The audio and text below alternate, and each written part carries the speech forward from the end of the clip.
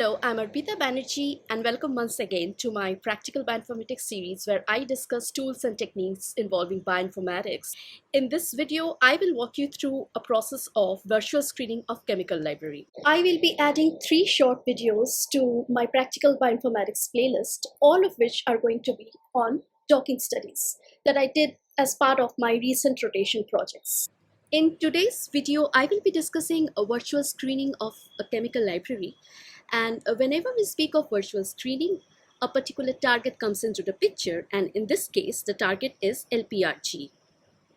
So I'll be talking about LprG inhibition via chemical compounds. So this was a piece of work which I did as a rotation project in Stony Brook University in the time frame of November 2018 to February 2019. The work started as an offshoot from someone's dissertation who was a PhD student in the lab where I was rotating. Why are we bothered about protein inhibition? Let's say you have a pathogenic protein, a protein which is being produced by the pathogen, bacteria, virus, or whatever. The functioning of a pathogenic protein causes damage to the host. So the role of an inhibitor is to stop the target protein from functioning altogether. That is being shown below. The star-shaped thing depicts an inhibitor which binds to the pathogenic protein and prevents it from functioning. One should keep in mind, however, that in the entire process of pathogenesis, there are multiple proteins involved, and therefore the target protein should be chosen very carefully. It should be such a protein whose actions are very critical for the pathogens. Only then you could put a stop to the pathogenesis. So the protein which you will try to find an inhibitor for is LprG. And what is the function of LprG? It's a protein that contributes to lipid export to the outer membrane in Mycobacterium tuberculosis. The outer membrane of the tuberculosis causing bacteria is like a protective shield for the pathogen. It is involved in several aspects of tuberculosis pathogenesis, including long-term survival in the host. If you interfere with LprG functioning, you jeopardize the bacteria's survival, and that is precisely what you want. Okay, so this is a flowchart of what was done before I stepped in. The docking software they used is Dock. Around 300,000 commercially available compounds were docked into LprG and scored, of which 1,500 compounds that docked well were taken, and a footprint similarity score was calculated. What is footprint similarity score? It is a score that tells you the similarity of molecular interactions between a native ligand in the receptor and the docked ligand in the receptor. 200 compounds got screened after calculating FPS or footprint similarity score. Then 48 compounds were filtered by predicted solubility. Solubility, which is measured via log P, would determine absorption, which is critical if the inhibitor has to go into the living system to work effectively. We all know that about ADME properties, right? Finally, a set of 48 compounds were tested on bench for binding and inhibition, and then they came up with a bunch of lead compounds. I believe the computational part of this work was outsourced to some other computational collaborative lab because as far as I knew the student, she was not much into computational work. Regardless, so this is the work and this is the flowchart. And this is the best compound they came up with, which is referred to as compound number 25 here. This particular compound inhibited growth of wild-type Mycobacterium tuberculosis in a dose-dependent manner. And as a control, they had del LprG variety as well, that is MTB, which had the LprG gene deleted altogether. In that case, the results were not the same. So it tells you two things. One, that compound number 25 was successful in inhibiting the bacteria, and two, it specifically targeted LprG protein. Now, my part of the work that I did for the lab rotation is illustrated here. I had the structure of the lead compound. Next, I did a similarity search in the zinc database based on structure of compound number 25 that you see over here. I got a bunch of chemical compounds as hits, which I docked into LprG and scored. Next, I looked into the molecular interactions to correlate the structure of the compounds with binding.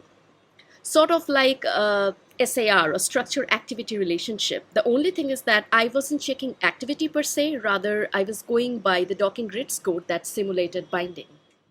This is the flowchart for the work, and this over here is the flowchart for the interpretation or analysis part.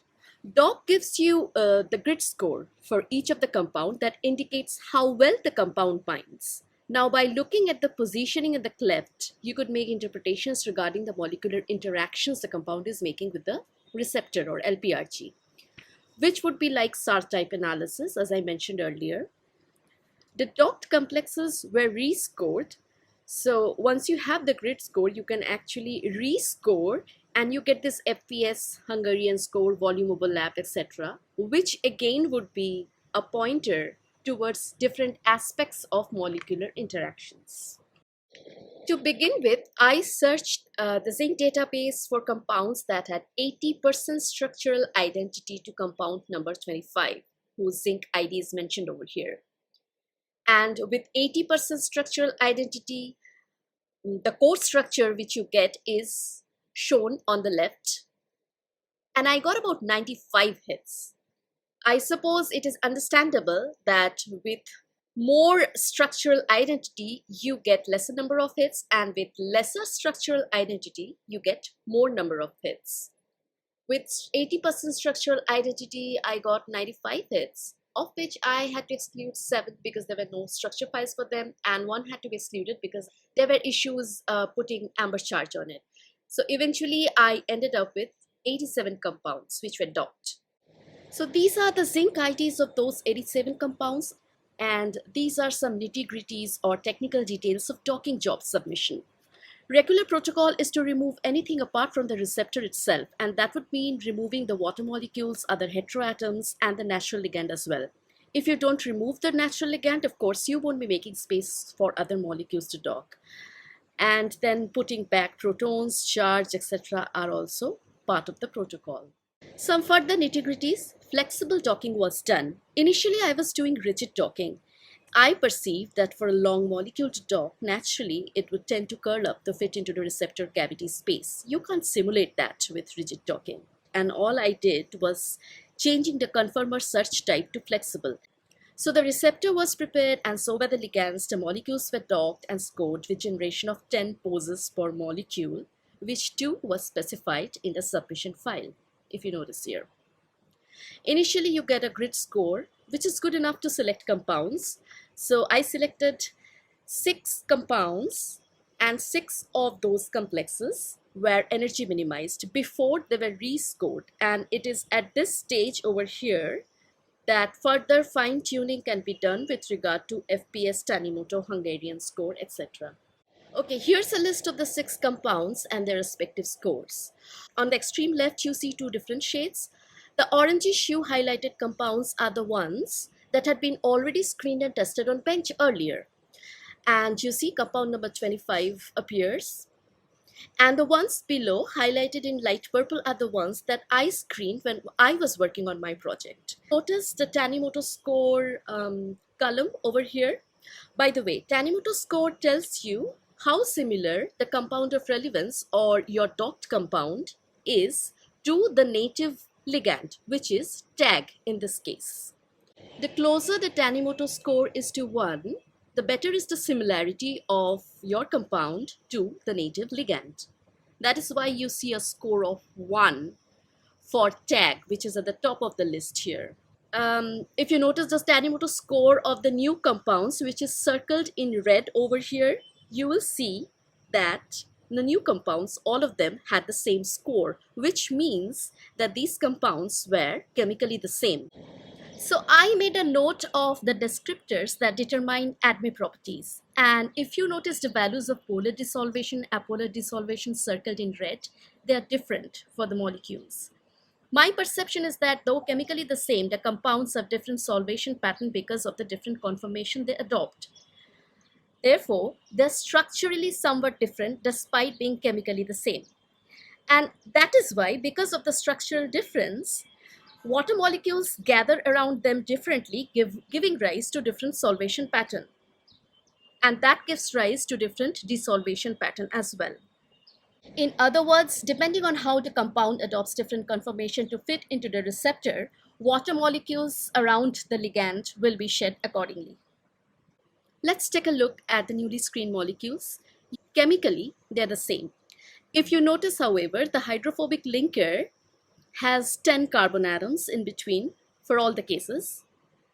And if you notice the polar ends, you will see the structural difference in terms of conformation of the molecule.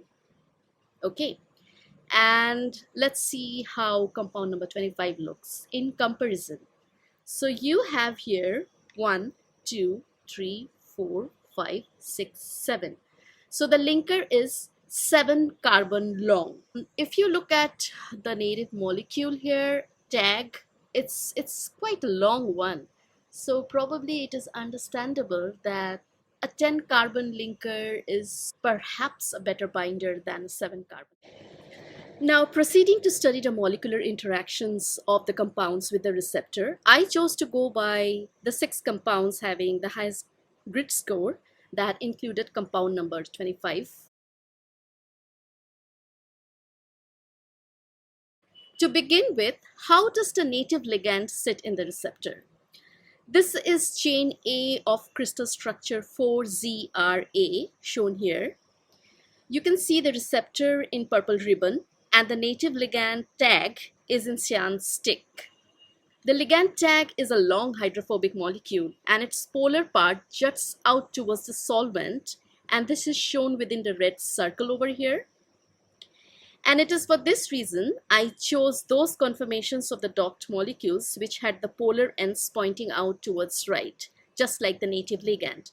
Because recall that the docking input details did not take solvation into consideration. That would have lengthened the simulation time. I just did away with that. I subdivided the contacts made by tag into 3 zones. So I subdivided the receptor into 3 zones. Zone 1, shown in red, was not contacted by any of the 6 compounds in question here. Zone 2, in blue here, was found to be contacted by one polar end of the high-scoring docked compounds. Zone 3, in pink, was contacted by the other polar end of the high-scoring docked compounds.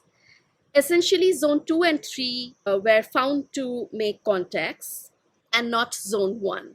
This is how compound number 25 occupies the receptor. Zones 2 and 3 are demarcated on right. Another of the old compounds screened by the student. Another. Here's one of the new ones. Another new one and another, all with 10 carbon linker. Next, I moved on to some other molecules scoring less than compound number 25. Not that this was meant for testing on bench. This portion of the study was rather meant to expand my horizon of understanding molecular interactions between the receptor and the ligand. Here's one such compound with a grid score of minus 57.36. It is very similar to the earlier compounds, just that it has a 3 carbon hydrophobic linker. The polar ends are the same as the high-scoring compounds, though. The polar contact residues of zones 2 and 3 in LprG are underlined in red. Glutamine 173, glutamine 183, and serine 37. This particular one over here has a different conformation. Same here. This one, however, this compound doesn't have the same amine modification as the earlier compounds. Notice the part circled in red over here. See the amine group? The protons of the amine are substituted by methyl groups in the earlier shown compounds. Okay, now with this, with no amine modification, the score worsens along with the loss of interaction with polar serine 37 in zone 3. Now this one over here is very different. It has just one polar end and a 10 carbon hydrophobic tail on the other end. For this one too, the score worsens along with missing interaction with serine 37. This one is very similar to the one shown before, just that its polar end has slightly different chemical composition. For this too, the score worsens along with missing interaction with serine 37. Here's another of the lower scoring compounds. This one has prong-shaped ends because of the diethyl groups.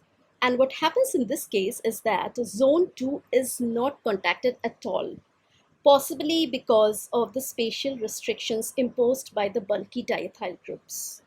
The scenario is very similar here with this compound, which has different conformation than the one shown just before.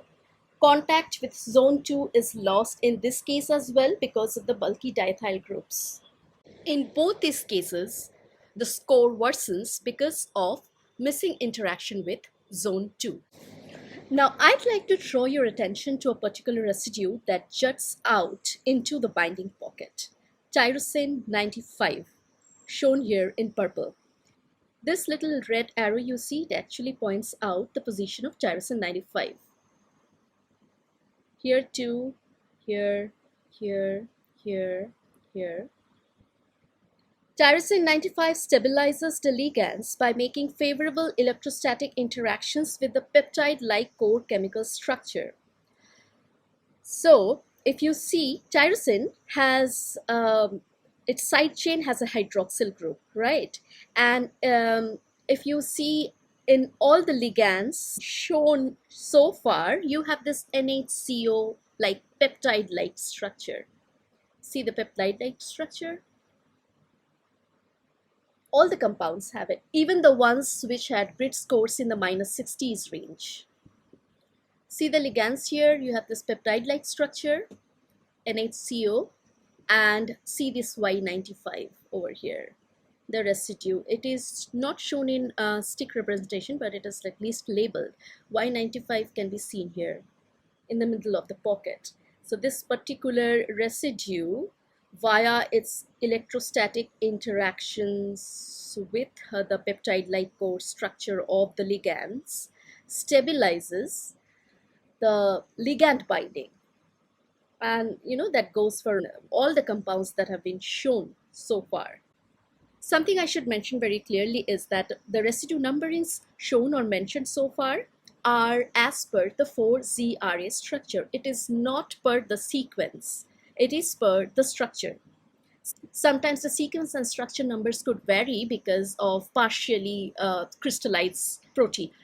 Now, the site which was solvent exposed has been considered to be accommodating the polar end groups, and this was derived from the positioning of the native ligand in the receptor. Y95 in the middle of the pocket is likely to facilitate accommodation of the peptide core chemical structure. And zone 2 residues shown in blue over here, they help accommodate one polar end, and zone 3 shown in pink here help accommodate the other polar end of the ligands. Now, compounds with diethyl groups at the ends do not get accommodated in zone 2 because zone 2 is somewhat spatially restricted and the diethyl groups are quite bulky. So probably for steric reasons, zone 2 contacts just absolutely go missing when it comes to the compounds with diethyl groups. So that was a lot of interactions at the molecular level. Why does it matter? It matters if you'd like to design a drug. It also matters if you'd like to modify an existing known inhibitor to come up with a better one. That's all for now. See you later. Bye.